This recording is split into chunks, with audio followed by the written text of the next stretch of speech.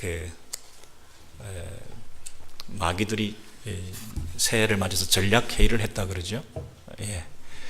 그래서 어떻게 하면 이 그리스도인들을 괴롭힐까? 어떻게 하면 신자의 그 신앙을 중간에 그만두게 만들까? 믿음을 떨어지게 만들까? 이렇게 전략 회의를 했는데 어떤 젊은 마귀가 있는지 모르겠습니다만 젊은 마귀가 역시 아주 강공으로 나가야 됩니다. 세게 나가서 핍박하고 죽음을 위협해서 정말 신앙을 버리게 만들고 아주 고통을 주고 그렇게 해서 신앙을 떨어지게 만듭시다. 그렇게 얘기를 했더니 그 노련한 늙은 마귀가 이렇게 얘기를 했습니다. 우리가 옛날에 다 그렇게 해봤는데 오히려 그것이 역효과가 나가지고 교회는 순교자의 피를 먹고 자라는 것이 교회다. 그래서 핍박을 가했을 때 오히려 더 결속력이 강하고 더 정결한 교회가 되고 더 오히려 수적으로 양적으로 또 질적으로 더 아름다운 교회가 되어가는 모습을 보니까 그런 방법 말고 그래도 가장 효과적인 방법이 하나 있는데 그 고전적인 수법 하나 있다. 야, 내일 마귀 이리 와. 내일 마귀 이리 와. 그래서 성도들의 귓가에다 속삭여줘라. 하나님 앞에 기도해라. 예배 잘 드려라. 성경 읽자. 그리고 서로 사랑하자. 열심히 주를 위해서 달려가자. 그런데 내일부터 하자. 내일부터 하자. 이렇게 자꾸만 뒤로 미루는 습관, 나쁜 습관, 다음에, 뒤에, 내일, 여유 있을 때 그렇게 자꾸만 내일 하자 이런 그 유혹을 심어줘가지고 결국에는 하나님 앞에 더 깊이 나아가지 못하고 자꾸만 뒤처지게 만드는 이런 방법이 가장 효과적이다. 그것이 결국은 신앙을 떠나게 만드는 유일한 지름길이 될 수가 있다. 이렇게 마귀 대책회의에서 그렇게 얘기를 했다는 거예요. 여러분 그렇습니다. 이 뒤로 자꾸 미루려고 하는 거 2013년도도 여러분 새해 어느덧 결심을 하고 이렇게 하다가 자꾸 미루다 보니까 2014년도에 또 이렇게 새해 첫 줄이 왔는데 2014년도에도 여러분 이거 고치지 않으면 뒤로 미루는 습관 고치지 않으면 내일 마귀가 다음에 마귀가 자꾸 우리 안에서 역사하는 것에 우리가 자꾸 유혹받고 넘어가게 되면 또 2014년도도 똑같이 그런 전철을 되풀이할 수밖에 없을 것 같아서 이거 고쳐야 되지 않겠습니까? 그래서 오늘 말씀 갈라디아서 6장 9절 10절 말씀 다시 한번 보시면 어떻게 되어 있습니까 여러분? 우리가 선을 행하되 낙심하지 말지니 피곤하고 포기하게 되면 때가 이름에 포기하지 않으면 때가 이름에 거두리라 그랬습니다. 근데 피곤하고 또 포기하게 되고 그러면 결국 거둘 수 없다. 연말일 때도 똑같다는 거예요. 우리 인생의 말년에 거둘 게 없다는 거예요. 어떻게 하면? 심지 않으면 그 얘기죠. 여러분 갈라디아서 6장은 이 뿌리는 것, 그 다음에 심는 것, 그 다음에 결실하는 것, 뿌린 대로 거두고 심어야 거두고 이런 어떤 그 그림 언어를 통해서 이 말씀을 쭉 6장 배경에서 설명하고 있는데 농사 짓는 것과 관계됩니다. 농사를 지을 때 씨를 뿌리면 그 다음에 거두게 됩니다. 근데 거두게 되는 동안에는 인내해야 됩니다. 기다려줘야 됩니다. 씨를 뿌렸다고 금방 거두게 되지가 않습니다. 그런데 금방 거둘 생각을 하고 씨를 뿌려서 낙심하게 되면 진정한 그 농사에 대해서 잘 알지 못하는 사람입니다. 여러분 철든다 이런 얘기가 있잖아요. 지난번에도 말씀드렸습니다만 이 농사는 철 따라 해야 될 일이 있습니다. 철이 되면 씨를 뿌리고 물을 주고 가지를 쳐주고 김을 매주고 추수하고 하는 것이 농사는 철을 따라서 해야 될 일이 있습니다. 그래서 철이 들었다. 그럼 농경사회에서 어떤 한 남성이 성장해서 제대로 자라서 농사 지을 줄 안다. 철의 흐름을 따라서 해야 될 일을 그때그때 하는 사람이 철든 사람입니다. 그런데 철이 안 든 사람은 지금 해야 될 일인데도 그걸 뒤로 미룹니다. 귀찮고 게으르고 나태하고 다른 일에 분주하고 그래서 지금 빨리 이 농사철에 지금 씨를 뿌려야 될 때인데도 그 씨를 뿌리지 않고 있는 사람들이 어떻게 결실을 기대하게 할 수 있겠습니까? 철들지 않은 사람들은 자꾸만 뒤로 미루고 해야 될 일을 그때그때 하지 않는 사람을 말합니다. 그러므로 여기서도 그러므로 우리는 기회 있는 대로 모든 기회가 있는 대로 때를 따라서 뒤로 미루지 말고 그때그때 할 일이 있다는 것입니다. 그때 씨를 뿌리지 않으면 나중에 결실하지 못하는데 어떻게 그때를 놓칠 수가 있겠느냐. 그때 해야 될 일이 있다. 모든 이에게 착한 일을 하되 더욱 믿음의 가정들에게 할지니라. 우리 성도가 꼭 기억해야 될 것은 시간적인 개념으로는 지금 바로 미루지 말고, 그 다음에 영역적인 면에서는, 대상적인 부분에서는 세상 모든 사람들에게 착한 일을 해야 되지만 더욱 믿음의 가정들에게, 이렇게 말했습니다. 그래서 이 배타적인 교회 안에 우리끼리 어떤 개토가 되어서 우리끼리만 살겠다 이런 뜻이 아니라, 우리 교회가 영향력 있는 교회가 되고 사랑이 넘치는 공동체가 되어서 이 사랑과 이 영향력을 세상에 나타내 보일 수 있도록 교회가 교회다워지는 것이 가장 세상을 잘 섬기는 것이라는 거죠. 먼저 우리 믿는 사람들끼리 진정한 사랑이 넘치지 않으면 오히려 세상 사람들이 교회를 욕하게 되고 경멸하게 되고 조롱하게 되고 손가락질하게 될 때에 교회가 뭐라고 얘기할 때 하나도 영향력이 나타나지 않기 때문에 모든 사람을 다 섬겨야 되겠지만, 그러나 먼저 우선순위로 볼 때 교회를 사랑하고 교회의 생명을 걸고 교회 성도들에게 사랑을 실천하고 하는 그런 면에서 먼저 해야 된다는 거죠. 그래서 누구를 대상으로? 교회를 먼저 사랑하고, 그리고 언제? 바로 지금. 뒤로 미루지 말고 지금 뿌려야 된다. 지금 씨를 뿌려야 된다. 이 두 가지 여러분 꼭 기억하시면 좋겠습니다. 2014년도에 여러분의 삶의 모토가, 우리 인생의 어떤 그 목표를 이렇게 설정할 때 큰 슬로건으로 정한다고 한다면, 우리가 선을 행하되 낙심하지 말고 기회가 있는 대로 우리 모든 사람들에게 착한 일을 하되 더욱 믿음의 가정들, 우리 교회를 돌아보고 성도들을 돌아보는 이 일에 우리가 최선을 다하자. 이런 마음에 어떤 결심이 있으면 참 좋겠습니다. 어떤 폭포가, 낭떠러지가 탁 떨어지고 있는데 큰 얼음 덩어리가 있습니다. 근데 그 위에 동물 시체가 있습니다. 그래서 독수리가 그것을 보고는 그 얼음 위에 앉아가지고 그 시체를 쪼아먹고 있습니다.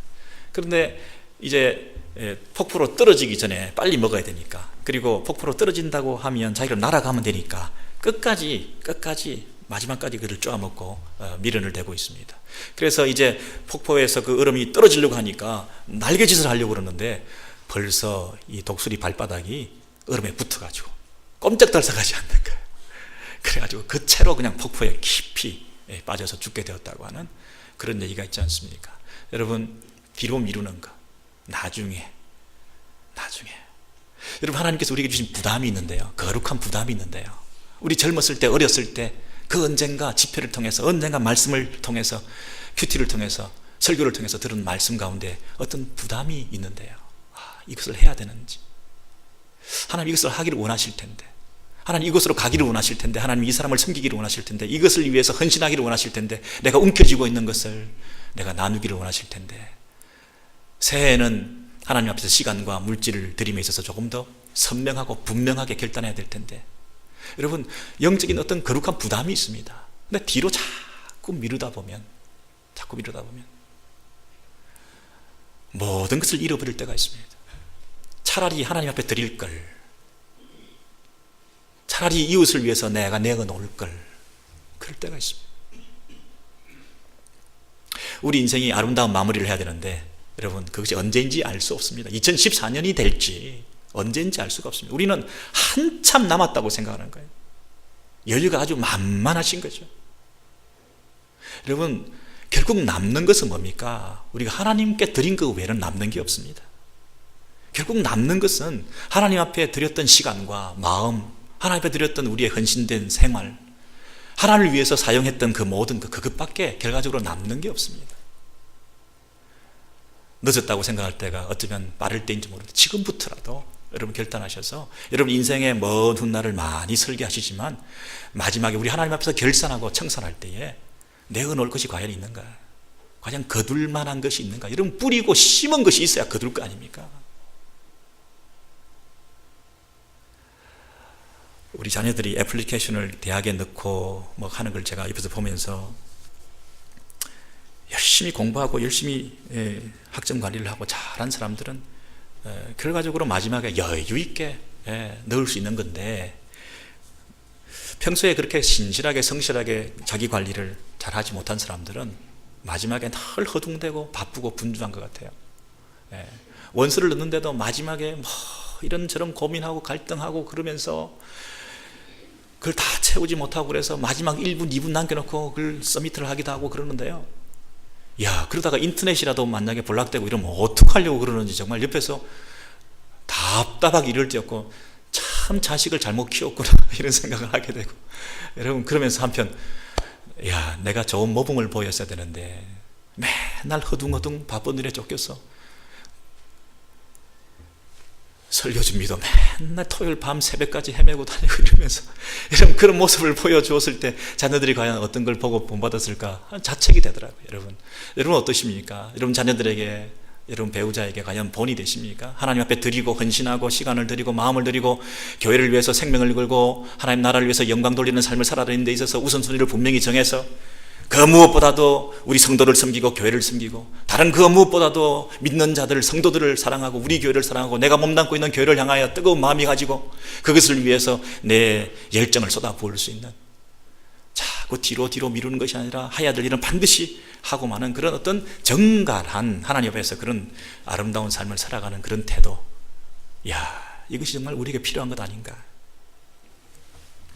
여러분, 그 나태함, 게으름 이런 것들을 정리하지 않으면 2014년도에도 똑같은 일이 계속 반복될 수밖에 없는데, 오늘 저와 여러분이 본격적으로 이 나태함, 게으름에 대해서 한번 좀 공부를 해보고 그 게으름과 나태함의 본질이 뭔가. 우리가 흔히 생각할 때는 그냥 나태하다, 게으르다 이런 사람을 뭐라고 생각하냐면 나무늘보라는 동물 아시죠? 중남미에 이렇게 나무에 이렇게 걸쳐 앉아가지고 걸터 누워가지고 이렇게 기다리고 한참을 있는 이 동물 여러분 보신 적 있죠?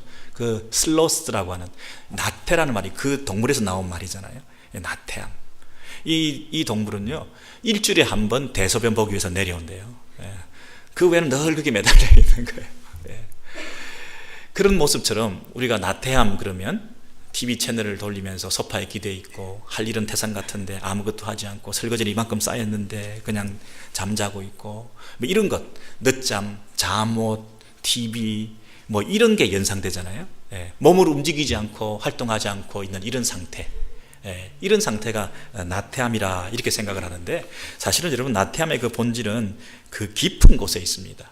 우리 잠언 26장에 보시면 우리 토요일 아침에 우리 잠언을 쭉 보는데 여러분 보신 말씀인데요, 내가 스스로 지혜롭게 이기는 자를 보느냐. 네가 스스로 지혜롭게 자기를 여기는 사람이 있다는 거예요. 네가 스스로 지혜롭게 이기는 자가 있느냐 보느냐. 그 사람보다는 차라리 나는 지혜롭지 못하다, 나는 미련하다, 나는 바보다 이렇게 생각하는 사람이 소망이 있다는 거예요. 근데 소망이 없는 사람은 누구냐 하면, 진짜 미련한 사람은 누구냐 하면 내가 지혜롭다라고 생각하는 사람이라는 거예요. 잘 보세요. 게으른 자는 그 손을 그릇에 넣고도 입으로 올리기를 괴로워하느니라. 이 게으른 사람은 손가락 하나 까딱하기를 싫어하는 거예요. 그 앞에 어떤 구절이 있냐면, 내가 지금 집안에 이렇게 들어누워 있는 것은, 꼼짝하지 않는 것은 밖에 나가면 사자가 나를 콱 물지 모르기 때문에 난 집안에만 있다 이렇게 얘기하는 거야. 그런 사람이 핑계를 대고 자기 합리화를 하면서 들어누워 있는데, 그 게으름의 밑바탕에는 뭐가 있나 보세요. 이 빨간 글씨로 되어 있는 거예요. 게으른 자는 사리에 맞게 대답하는 사람 7보다 자기를 지혜롭게 여기느니라 그랬어요. 자기를 지혜롭게 여긴다. 다른 사람 7사람, 7이라는 숫자는 꼭 7명이 아니라 많은 사람들, 모든 사람들입니다. 모든 사람들이 이렇게 하는 것이 옳다라고 얘기를 하는데도 불구하고 자기는 그게 아니다, 내가 옳다라고 생각하는 사람, 자기를 지혜롭게 여기는 사람, 이 생각이 변화되지 않는 사람. 여러분, 손가락 하나 까딱하기 싫어하는 사람의 그 원천은 뭐냐면 생각 하나 까딱하기를 싫어하는 사람이라는 거예요. 내 마음 바꾸기가 그렇게 어려운 거예요. 남의 얘기 듣는 것이 그렇게 귀찮은 거예요. 내가 남의 얘기를 듣고 내 생각을 고치고 내 행동으로 나타내게 되는 것이 너무 싫은 거예요. 나는 이대로 살겠다는 거예요. 내 생각을 안 바꾸겠다는 거예요. 나는 내 고집을 그대로 밀고 나가겠다는 거예요. 다른 사람 얘기 듣고 그 생각을 받아들여서 내 삶을 고친다는 것이 너무나 귀찮은 거예요. 게으름의 원천은 뭐냐? 행동에 있지 않고 마음에 있는데 내 생각 하나 까딱하기가 싫은 거예요. 내 생각을 고치기 싫은 거예요. 나는 이대로 살겠다는 거예요. 누가 뭐라 그러면 굉장히 싫은 거예요. 지혜로운 사람 7사람이. 하나님께서 이 자문을 통해서 주시는 교훈은 뭐냐면, 지혜는 뭐냐? 여호와를 경외함이다 그러지 않았습니까? 여호와를 경외하는 것이 지혜의 근본이다 그랬습니다. 그래서 하나님을 인정하고 하나님을 두려워하고 하나님 말씀을 받아들이고 그 하나님을 내 삶의 중심에 모시고 살아가는 사람이 지혜로운 사람이다. 근데 누가 미련한 사람이냐? 하나님을 모시지 않는 사람. 누가 어리석은 사람이냐? 하나님 말씀을 받아들일 준비가 안 돼 있는 사람. 자기 고집대로 자기 생각대로만 고정관념에 가두어져서 그 식으로 계속 살겠다고 하는, 받아들일 생각이 없고 배우려고 하는 자세가 없는, 내 생각과 내 삶을 고치려고 하는 그런 태도가 없는 사람이 누구예요? 미련한 사람이라는 거예요. 그 사람이 게으른 사람이라는 거예요. 게으른 사람은 손 하나 까딱하기 싫은데, 자, 오늘 하나님께서 이렇게 말씀하십니다. 성경을 한번 찾아보시겠습니까? 몇 장 몇 절. 손 하나 까딱하기 싫은 거예요. 이 손 하나 까딱하기 싫은 게 무슨 뜻입니까? 말씀을 받아서 내 삶을 고치겠다고 하는 그런 열망이 없는 거예요.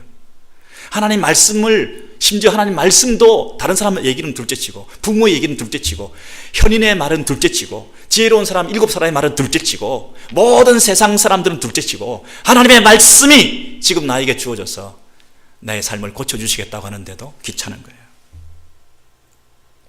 이것이 게으른 사람의 본질이라는 것입니다. 내가 나가면 사자가 물지 모르는데 꼼짝 안 하고 있는 거예요. 이 성경을 이렇게 손으로 옮기다가 손가락 분질러질까 봐 이거 못 움직이는 거예요. 여러분, 그러나 하나님 말씀을 사랑하고 하나님 말씀을 받아서 내 생각을 고치고 내 삶을 고치겠다는 그런 마음이 있는 사람은, 하나님께서 이렇게 말씀하셨습니까? 병들어서 누워 있는 가운데서도 하나님께서 뭐라고 하셨다고요? 여러분, 이 하나님에 대한 기대가 있고 열망이 있는 사람은 그 하나님과의 관계가 주는 그 기쁨 때문에 삶이 바뀌는 거예요.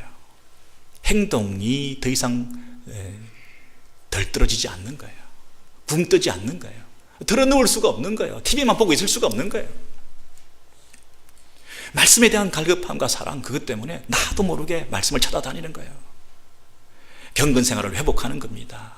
야, 오늘 나에게 주시는 말씀, 오늘 하루 해를 24시간 나에게 허락해 주셨는데 어떻게 사는 것이 하나님의 뜻일까? 이것에 대한 기대가 있는 사람은 매일 경건의 시간을 스킵할 수가 없는 거예요. 근데 그 생각 없이 하나님께서 나에게 역사하시고 지금도 나와 함께 하셔서 나를 인도해 가시고 내가 내 뜻이 아니라 하나님 뜻대로 살겠다고 하는 그런 열망이 간절히 있을 때에 어떻게 매일 하나님과 만나는 경건의 생활을 게으름 피우고 안 할 수가 있겠습니까? 그러니 게으름의 본질은 몸, 활동, 행동이 있는 게 아니라 마음 속에 불이 붙지 않았기 때문이라는 거예요. 내 안에 뜨거운 마음, 내 안에 하나님을 향한 그런 어떤 갈망과 기대, 내가 하나님의 사람이다. 그러니 하나님께서 나에게 주신 사명이 있다. 하나님께서 오늘도 내 생명을 연장시켜 주시고 새해를 주셨다. 하나님이 새해를 나에게 주셨으면 새해를 통해서 하나님께서 나에게 하시고자 하시는 말씀이 있을 것이다. 그게 뭔가? 그걸 붙들고 사는 것이 새해를 성공하는 것인데, 그거 없이도 새해를 살 수 있다고 생각하는 게 게으름이라는 거예요. 싫다는 거예요. 그냥 살아왔던 방식으로 살겠다는 거예요. 뭐 별 게 있냐는 거죠. 이런 나태함으로 살아갈 때는 똑같은 삶을 되풀이하면서 우리가 살 수밖에 없는 거죠. 사명에 붙잡힌 바 되고 목적이 이끄는 삶이 되지 않으면 그 인생이, 여러분, 아무리 분주하게 일 중독에 빠져서 산다 하더라도 그것은 게으름 피우는 겁니다. 마음이 하나님께 열려서 하나님 말씀을 받아들이지 않으면 아무리 몸을 움직여도 그것은 진정한 면에서는 부지런함이 아니죠. 코리안 델리는 쉬는 날이 없다. 여러분, 영어 사전에 나와 있어요. 한국 사람들이 하는 가게는 쉬는 날이 없다. 그 정도로 수고처럼 돼 있어요. 그런데도 우리가 일 중독에 빠진 것처럼 뛰어다니고 이민생활하고 분주하게 성공하기 위해서 살아왔는데요. 여러분, 인생의 전반전은 성공을 위한 삶이라고 한다면, 여러분, 인생의 후반전은 목표 조정, 전략 수정, 여러분, 새로운 사명이 우리를 붙잡은 바 되어서 하나님과의 관계 속에서 새로운 인생의 후반전이 시작돼야 되지 않겠습니까? 2013년이 끝나고 2014년이 시작됐는데 이것이 바로 여러분의 하프타임이 될 수가 있습니다. 여러분 인생의 후반전이 새로 출발할 수가 있습니다. 그래야 여러분 그 인생이 복된 인생입니다. 나무 널보를 생각하십시오. 나무에 매달려가지고 일주일에 한 번씩 내려오는 그 편안함이 여러분 부러움의 대상입니까? 와, 그렇게 살면 참 좋겠다. 야, 이 복잡한 일 이제 그만하고 정말 늘어지게 한번 자보고 늘 TV나 보면서 공이나 치러 다니면서 여행이나 다니면서 야, 그 인생이 너무 복된 인생이다. 여러분, 인생의 후반전에 그 아름다운 그림이 그게 이상적인 그림이십니까? 나무 넓어. 여러분, 딜리전트라고 하는, 딜리게레라고 하는 딜리게레라고 라틴어에서 이 말이 나왔다고 하는데요. 이 말이 부지런함이라는 말의 그 어원은 사랑하다라는 뜻에서 나왔대요. 부지런히 움직이는 것의 그 바닥 속에는 사랑하는 마음이 있기 때문에 가능하다. 이 나태와 반대되는 말은 그럼 뭡니까? 나태함에 반대되는 말은 사랑이라는 거예요. 사랑하는 마음이 있을 때 게으르지 않는다는 거죠. 사랑하는 마음이 있을 때 여러분, 그 대상을 향한 부지런함이 자기도 모르게 나타난다는 거죠. 반대로 무엇을 하기 싫어한다는 것은 뭐죠? 그만큼 사랑하지 않는다는 거죠. 애정이 식었다는 거죠. 사랑하지 않기 때문에 움직이지 않는 거죠. 하나님을 향한 사랑의 열망이 있으면 그 하나님을 향한 사랑의 표현이 날마다 나타날 수밖에 없다는 것입니다. 여러분, 우리 달란트 비유를 잘 아시는데, 달란트 비유의 마태복음 25장 25절, 24절, 26절 쭉 보시면 그 한 달란트 가진 사람이 게으른 종입니다. 그죠? 마태복음 25장 25절, 26절 보시면요, 그 주인에게 나타나서 이렇게 말합니다. 당신의 달란트를 땅에 감추어 두었나이다. 보소서, 당신의 것을 이제 가지셨나이다. 그랬더니 주인이 뭐라고 대답했습니까? 악하고 게으른 종아, 그랬습니다. 여러분, 게으름 속에 담겨 있는 이 죄악성이라는 것을 여러분 간파하셔야 됩니다. 게으름이라고 하는 것은 그저 어떤 삶의 패턴이나 그 사람의 삶의 어떤 태도를 말하는 것이 아니라 그 속에 속해 있는 영성이 어디에 있는가를 생각하셔야 됩니다. 주인이 이 사명을 맡겼을 때는 그 주인을 사랑하고 그 주인의 명령에 대해서 마음을 쏟아놓고 주인의 의도를 간파하고 주인이 기뻐하시는 삶을 살기 위해서 주인을 오해하지 않고 주인에 대한 어떤 간절한 사랑의 마음을 가지고 주인을 기뻐하는 삶을 살기 위해서 그가 열심히 부지런함을 표현하는 것이, 그것이 선하고 착하고 충성된 종이라는 거예요. 악하고 게으른 종아, 반대말이 그저 부지런한 것을 말하는 것이 아니라 good and faithful, 선하고 착하고 충성된 종이다. 이 선과 악에 대해서, 게으름과 나태함에 대해서, 충성됨과 이 게으름에 대해서 여러분 잘 생각하셔야 됩니다. 그래서 사랑이 바탕에 있다는 겁니다. 그 주인에 대해서 오해하고 주인을 잘못 생각하고 주인에 대해서 우리가 뜨거운 마음과 간절한 마음을 가지고 늘 그분 앞에서 살아갈 것에 대해서 고민하는 사람들은 어떻게 그냥 가만히 땅에 묻어놓고 기다릴 수 있겠느냐는 거죠. 2014년도에 여러분, 하나님께서 우리에게 많은 것을 주셨습니다. 많은 은혜를 주셨습니다. 새해 복 많이 받으십시오, 그렇게 자꾸 인사를 하는데, 여러분, 더 받을 복이 뭐가 있습니까? 솔직히 말해서 이미 받은 복이 너무나 많은 거지 않습니까? 그 받은 복을 누리는 한 해가 돼야죠. 그리고 주신 것에 대해서 감사하면서 헌신하는 한 해가 돼야 되죠. 하나님의 아들 예수 그리스도 영원한 생명 우리에게 이미 주셨는데 뭘 더 받을 게 있습니까? 그 받은 복을 가지고 그 복을 전하고 그것을 누리고 증거하고 그 받은 사랑에 대해서 이제 그 사랑을 표현하고 이웃을 돌아보고 그 삶이 우리에게 남은 거 아니겠습니까? 그런데 그 일을 하기 위해서 우리가 게으를 수 있습니까? 우리가 받은 사랑이 있는데 어떻게 나태할 수 있습니까? 우리가 어떻게 주님께서 나의 아버지가 되시고 목자가 되시고 나의 주인 되시는데 그분이 기뻐하시는 삶을 살기 위해서, 내 인생 하나님 영광을 위해서, 그를 즐거워하는 삶을 살기 위해서 내 삶을 진력해야지 어떻게 주저앉아 있을 수 있습니까? 우리가 정체성을 분명히 발견하면, 내가 누구인지를 알게 되면 여러분, 우리의 삶이 변화되는 것입니다. 어떻게 게으를 수가 있겠습니까? 여러분, 엘리야라고 하는 사람이 구약에 나오는데, 구약의 이스라엘 백성들 얼마나 여러 가지 면에서 실망스러운 일이 많았습니까? 그런데 하나님께서 엘리야 선지자를 북이스라엘에 세우셔서 그 선지자를 통해서 큰 일을 행하셨습니다. 그런데 갈멜산에서 바알과 아세라, 그 선지자가 몇 명이었죠? 850명이나 되는 그 선지자들을 대결을 탁 해서 승리를 통해서 하나님이 참 하나님이시고 하나님만이 참 신이심을 증명해 보이고, 그리고 그들을 다 쳐 죽이는 그런 혁혁한 성공적인 사역을 마무리를 했습니다.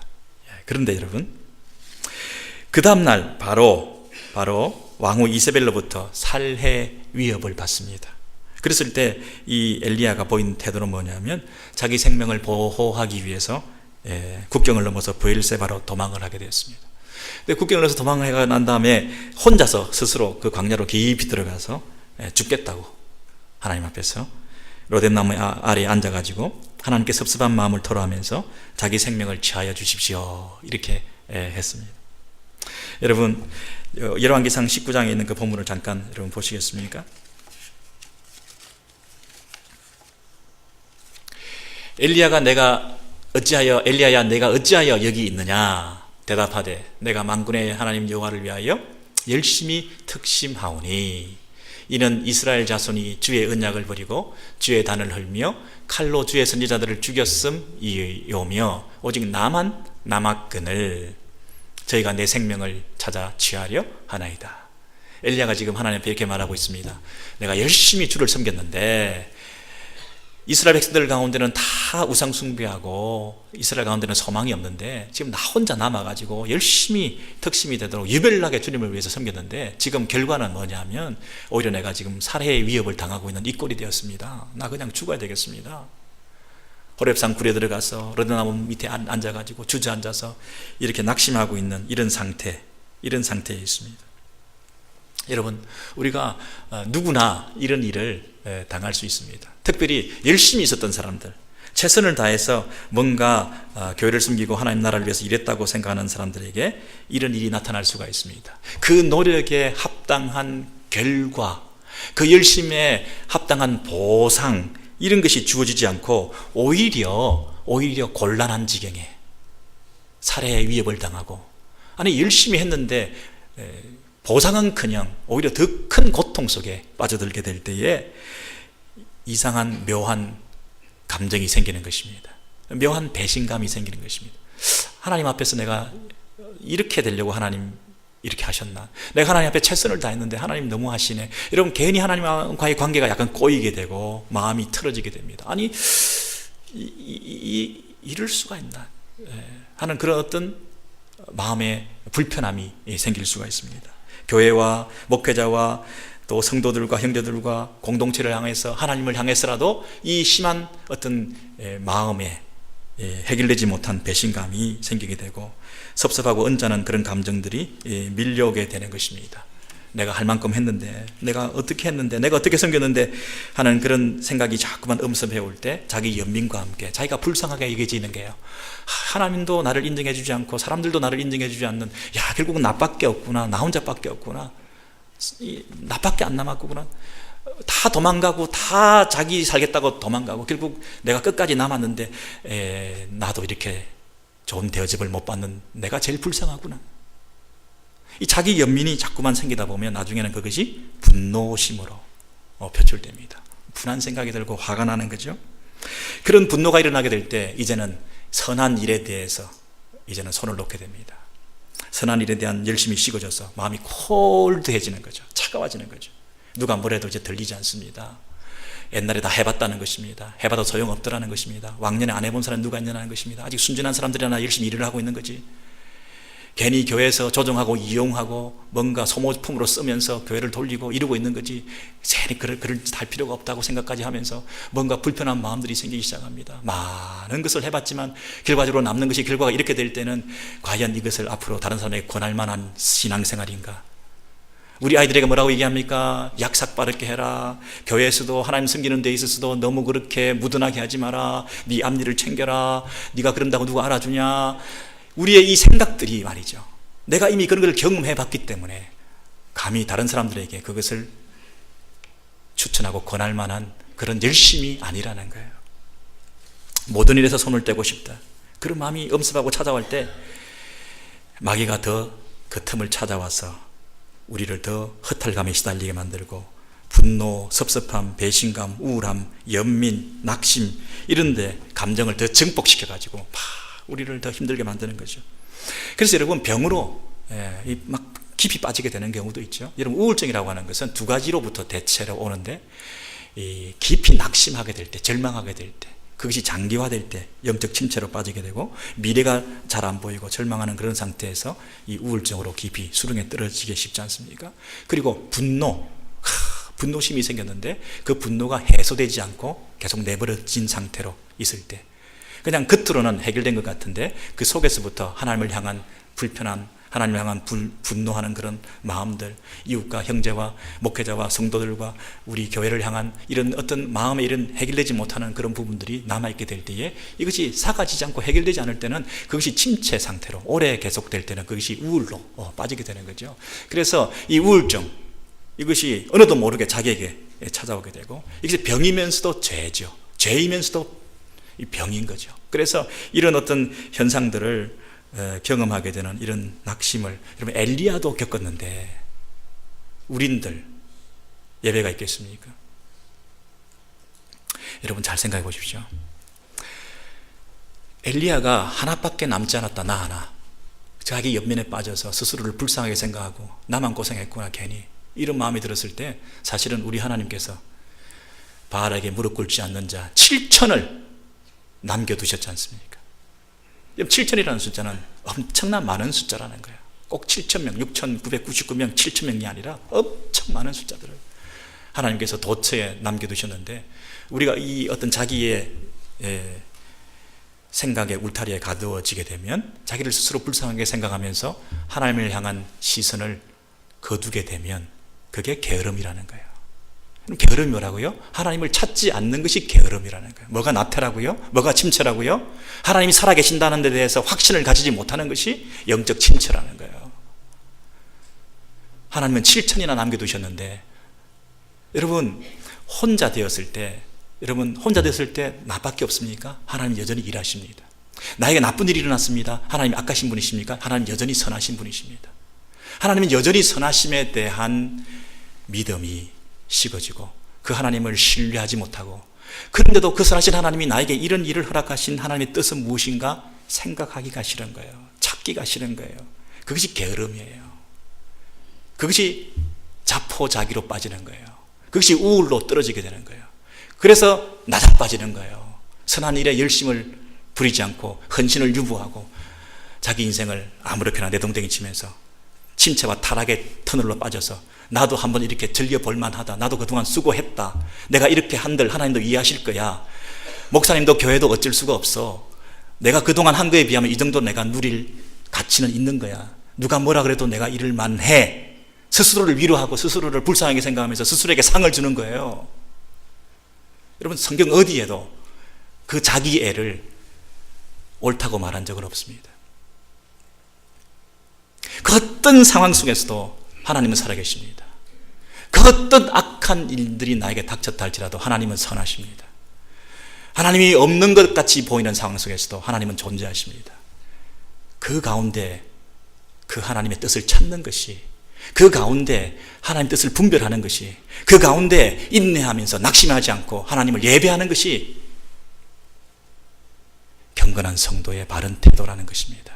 그걸 하기 싫어하는 사람이 게으른 사람이라는 거예요. 하나님이 없다 그러고 그냥 포기해버리는 것이 나태한 사람이라는 거예요. 생각을 바꾸기 싫은 거예요. 이 상태에서 그냥 주저앉고 싶은 거예요. 게으른 사람인 거예요. 이 영적 나태 얼마나 무서운지 모릅니다. 사도 바울이 여러분 그 반대 사람입니다. 사도 바울은 어떤 사람입니까? 날마다 죽노라, 날마다 절망하고 날마다 게을러서 날마다 자포자기하고 그냥 주저앉아서 나무 늘보가 되어 있던 우리들에게 우리 사도 바울은 뭐라고 얘기합니까? 날마다 내가 죽노라.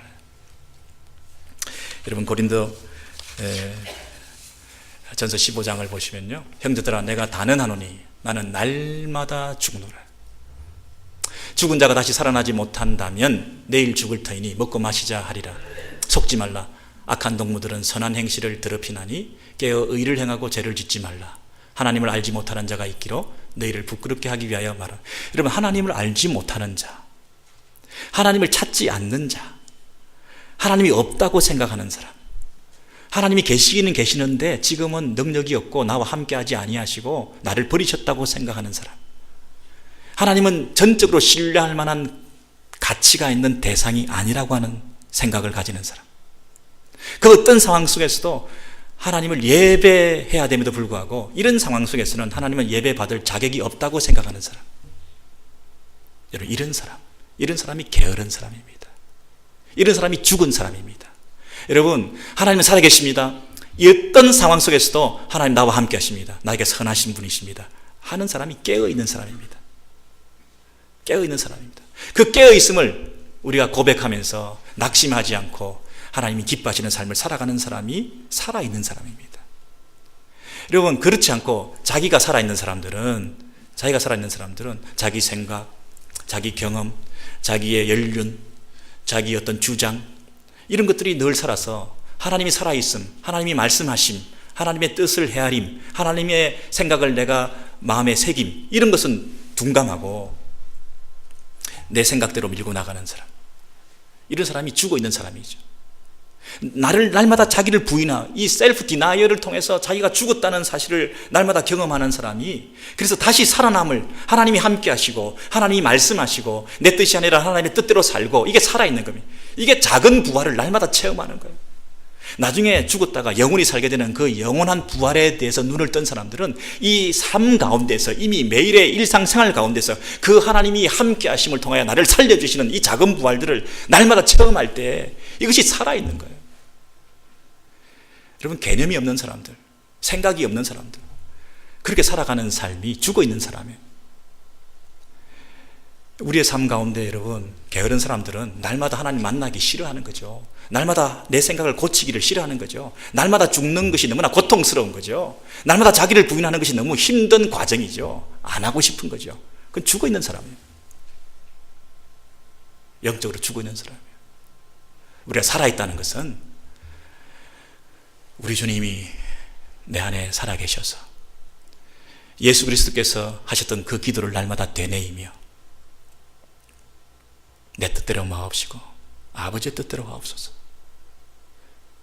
내 뜻대로 마옵시고 아버지의 뜻대로 하옵소서, 내 뜻을 내려놓고 아버지의 뜻을 받아들이고 그 아버지의 뜻이 왕노릇하면서 내 삶을 지배하는 그 삶을 살아가는 것을 부단히 하는 사람이 부지런한 사람이죠. 그거 하기 싫은 사람은 게으른 사람이죠. 하나님과 영적인 교통, 하나님과의 사랑의 관계, 하나님과의 깊은 영적인 이 코이노니아가 매일의 삶 가운데서 있는 사람은 그것이 가능하죠. 예수 그리스도는 삼위 하나님, 성부, 성자, 성령 하나님이 함께하는 그 영적인 교제를 단절당하는, 육체적으로 죽는 것이 고통스러운 게 아니라 그것보다 수억만 배 고통스러운 하나님과 함께 하지 못하는, 하나님으로부터 버림받는 영적인 단절, 십자가에서 죽으시는 그 단절, 엘리 엘리 라마 사박다니, 하나님이 하나님이여 나를 어찌하여 버리시나이까. 그것이나 그 고통이 하나님의 뜻이라고 한다면 내 뜻이 아니라 하나님 뜻대로 하옵소서. 이것이 하나님에 대한 사랑의 관계 속에서 그 하나님의 사랑의 계명을 우리에게 주셨을 때 그 계명을 흔쾌히 받아들이며 순종하는 삶을 살아드렸던 그 아름다운 하나님과 예수 그리스도 속에 있었던 그 관계, 이것이 영적 나태함이 아니라 영적으로 하나님 앞에 깨어있는 것이고, 그 하나님을 사랑하는 관계를 통해서 그 열망을 가지고 그 사랑의 표현으로 부지런함을 통하여 최선을 다하여 순종하는 삶을 부단히 살아갔던 그 인생, 그 예수 그리스도를 본받은 사도 바울, 내가 날마다 죽노라, 날마다 십자가 앞에 자기를 못 박아 죽이는, 이것이 이 땅에서 살아있다는 삶의 모습이요, 게으르지 않고 낙심하지 않고 영적 침체에 빠지지 않고 자기 연민에 빠져서 자포자기하는 삶을 살지 않고 그 최악의 상황 속에서도 하나님의 뜻은 무엇일까요? 나를 이곳에 두신 하나님의 뜻은 무엇일까? 엘리야가 자기는 다 죽었다, 끝장이다, 그냥 죽고 말겠다, 자포자기하는 인생을 살았을 때 우리 하나님 찾아오셔서 내가 살아있다, 다 다 떠났습니다. 나 혼자 있습니다. 나 혼자 불쌍합니다. 내 혼자 괜히 고생했습니다. 이러는 사람에게 찾아오셔서 7천이나 있다. 하나님 일하신다. 여러분, 그것을 깨우쳐 주시면서 다시 한번 일어나라. 낙심하지 마라. 선을 행하되 낙심하지 말지니라. 네가 심으면 거둘 날이 있다. 여러분, 이 하나님에 대한 열망이 회복되어서 우리가 끝까지 달려가는 삶을 살아갈 때에 하나님께서 우리를 통해서 우리가 생각하지 못했던 풍성한 은혜를 베풀어 주시고, 우리가 우리의 지혜로 생각하지 못했던 엄청난 하나님의 역사를 이렇게 세워주셔서 저와 여러분의 삶, 여러분의 자녀들, 여러분의 비즈니스와 우리 공동체 안에 큰 은혜를 부어주실 터인데, 여러분 이 일을 위해서 달려가야 되지 않겠습니까? 그저 우리 몸을 좀 덜 움직이고 더 열심히 하고 하는 그런 표피적인 차원에서 게으름을 극복하고 나태를 극복하는 것이 아니라 내 안에 뜨거운 사랑의 마음, 첫사랑을 회복하시고 하나님의 사랑, 그것이 물붓듯이 부음받아서 내 안에 정말 터져나오는 감격을 가지고 그 사랑의 동기가 되어서 모든 사람을 돌아보면서 형제와 자매들을 뜨겁게 섬기고 이웃과 배우자와 자녀들에 대해서 이 폭발적인 사랑에 넘쳐나는 이 은혜가 차고 넘치는 그런 공동체가 되고 가정이 되어야, 여러분 이것이 우리 영적 성도들의 진정한 행복한 삶 아니겠습니까? 여러분 2014년 이 은혜가 저와 여러분 가운데 있기를 원합니다. 영적 나태를 극복하고 진정한 주님의 사랑에 감격해서 더 힘있게 앞으로 열심히 달려갈 수 있는 저와 여러분 되시기를 소원합니다.